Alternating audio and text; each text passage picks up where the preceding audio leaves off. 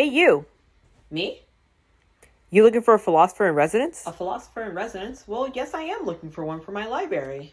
I got someone just for you. You have someone I should meet? Yeah, Well, what's their name? David Hume. David Hume.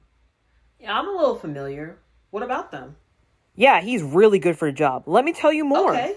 Well, tell me more. David Hume is a well-known philosopher who had a great influence over the origin of thoughts, ideas, and knowledge, even further influencing other well-known philosophers such as Immanuel Kant, infamously waking him out of his dogmatic slumber for him to write the Critique of Pure Reason. With Hume's ability to build off the foundational work of John Locke's Tabula Rasa, his unique perception of knowledge to create new perspectives on epistemology, empiricism, and ethics makes him well equipped for this philosopher in residence position. Hume's emphasis on the mind's perception and its interactions, the unique theory of the copy principle as a process of how humans gain and retain knowledge, all of these accomplishments demonstrate characteristics of a maverick of his time. His influence outside of philosophy spanned into psychology, sociology, and political thought. That's nice and all, but does he What? have any skills that we can see working? Huh? Well, I mean, yeah, we're going to need to see all of the thinking that you're saying he's doing, applied.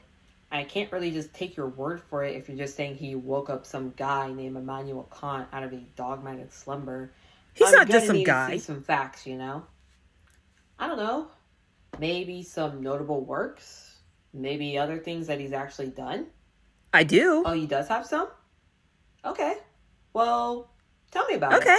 Hume has numerous upon numerous of many works, but we'll only be going through the three of the most important ones. The first being a treatise of human nature made from 1739 to 1740.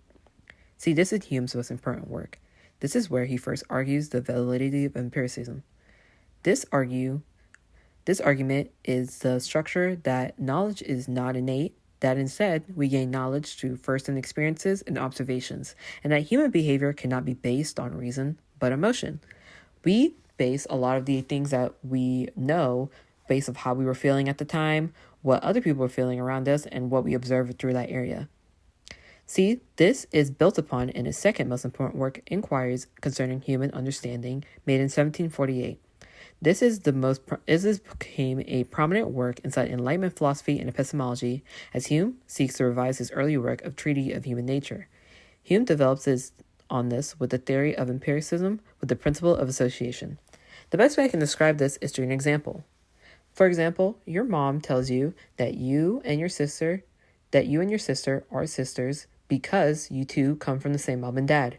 Therefore, you can inquire the same exact thing with your friend, with them having another person that is related to them through their mom and dad. And so you can concur that they are siblings because they come from the same mom and dad.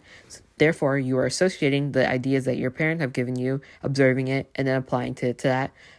So he is validating his idea of empiricism through there.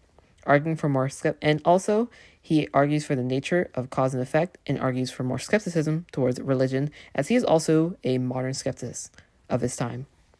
And the last work that is important to note is Principles of Morals, made in 1751. This expands on his belief that human nature can be explained through emotion. Hume argues that morality is founded on sentiment, such as benevolence and utility. Morality is a more emotional than logical, as people will follow what the majority approve and what is disapproved of. So it's basically the idea of following the crowd, and that we follow a lot of our moral code is based around what other people tell us to be. We are observing these ideas and these many things. And so therefore it has actually expanded into other things outside of philosophy, or more specifically epistemological philosophy, and actually goes into naturalism and more philosophy. All right, that's cool and all. Thank you for teaching me more about David Hume today. But you do know I'm not interviewing him, right? Huh? Come back. Hey, come back. What?